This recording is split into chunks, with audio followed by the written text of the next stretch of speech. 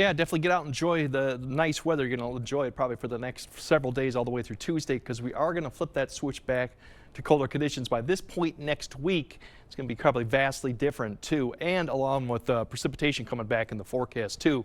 Overall, the pattern still remains as we are really under high pressure ridge to the overhead as the west coast begins to pick up a lot more snowfall and become more active. Right now, we're just going to see pushes of warm air come back up. Through Monday and Tuesday is probably the warmest days, I think, because we won't have as the cloud cover will be a factor, and we'll have this nice push of warm air coming back up. By Wednesday and Thursday of next week, we start getting into a boundary and more precipitation as we start seeing really it's starting to pull colder air to the south, to the north, into the U.S. So Tuesday, Wednesday, precipitation comes back in, but still overall mild enough yet above average. It's really Thursday and Friday you'll start seeing some of the winds begin to turn around.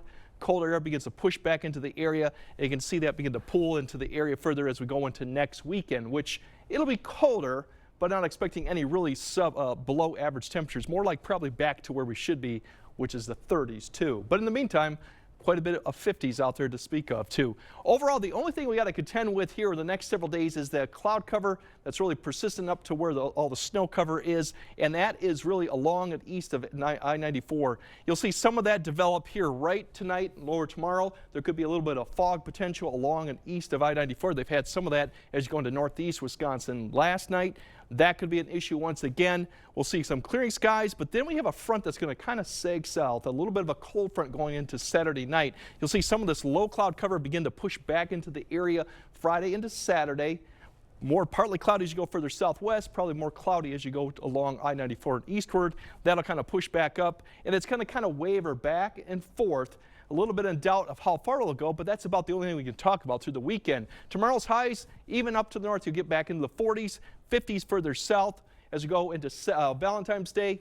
Once again, a couple degrees warmer. We could see some mid-50s out there, upper 40s further north, but you can see as you go further northeast, it's going to struggle to get up in the 40s with that snow cover still remaining, but actually dwindling. And then as we look at record temperatures too, we're going to get close here. Eau Claire, 47, 45, a few degrees off of La Crosse, but still not out of the question.